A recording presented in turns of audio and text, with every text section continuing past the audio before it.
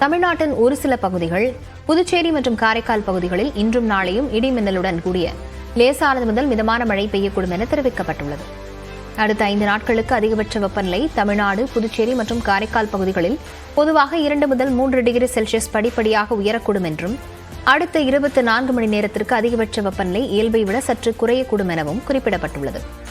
கடந்த 24 மணி நேரத்தில் அதிகபட்ச வெப்பநிலை தமிழ்நாடு, புதுச்சேரி மற்றும் காரைக்கால் பகுதிகளில் பொதுவாக இயல்பை விட குறைவாக இருந்ததாகவும், அதிகபட்ச வெப்பநிலை சென்னை மீனம்பாக்கத்தில் 38 டிகிரி செல்சியஸாக பதிவாகி இருப்பதாகவும் சென்னை வானிலை ஆய்வு மையம் தெரிவித்துள்ளது.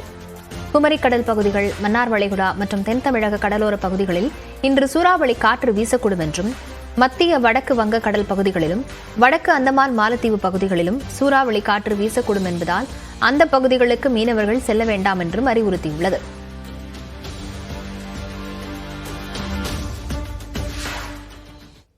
ஞாயிற்றுக்கிழமை விடுமுறை தினத்தையொட்டி கோவை குற்றாலத்தில் சுற்றுலாப் பயணிகள் குவிந்துள்ளனர். இது குறித்த விவரங்களுடன் செய்தியாளர் சுரேஷ் இணைந்திருக்கிறார். சுரேஷ், வழக்கத்தை விட பயணிகளின் கூட்டம், சுற்றுலா பயணிகளின் கூட்டம் அதிகமாக இருக்கிறதா? சிறப்பு ஏற்பாடு எதுவும் செய்யப்பட்டிருக்கா? லாவண்யா, நிறைவடையுள்ள கோடை விடுமுறை கோவை குற்றாலத்தில் தொடர்ந்து காலை முதல் குடும்பமாக சுற்றுலா பயணிகள் அருவியில் குளித்து மகிழ வந்து கொண்டிருக்கின்றனர்.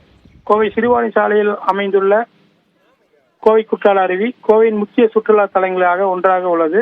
இங்கு தமிழகம் மட்டுமல்ல, கேரளா, கர்நாடகா உள்ளிட்ட மாநிலங்களில் இருந்தும் ஏராளமான சுற்றுலா பயணிகள் வந்து செல்கின்றனர்.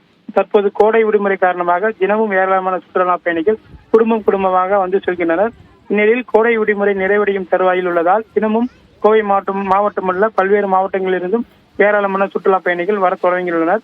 இன்று ஞாயிற்றுக்கிழமை பொது விடுமுறை என்பதால் வழக்கத்தை விட சுற்றுலா பயணிகள் அதிக அளவில் வர தொடங்கியுள்ளனர். இதனால் வனத்துறையினர் கூடுதல் பாதுகாப்பு பணியில் ஈடுபட்டுள்ளனர்.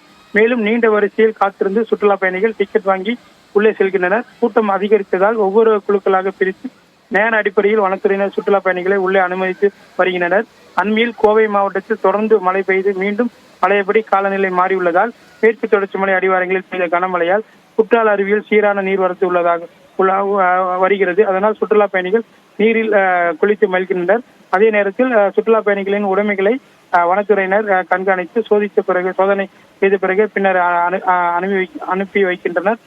அதே நேரத்தில் கோவை குற்றாலத்தில் செல்லக்கூடிய வனத்துறையின் வாகனத்தில் ஏற்றி அவர்களை பாதுகாப்பாக அழைத்து செல்கின்றனர். தொடர்ந்து கூட்டங்கள் அதிகரித்து வருகிறதால் 5க்கும் மேற்பட்ட போலவம்பட்டி வனத்துறையினர் குழுக்களாக செயல்பட்டு அவர்கள் பாதுகாப்பு பணியில் ஈடுபட்டு லாவண்யா. விவரங்களுக்கு நன்றி சுரேஷ்.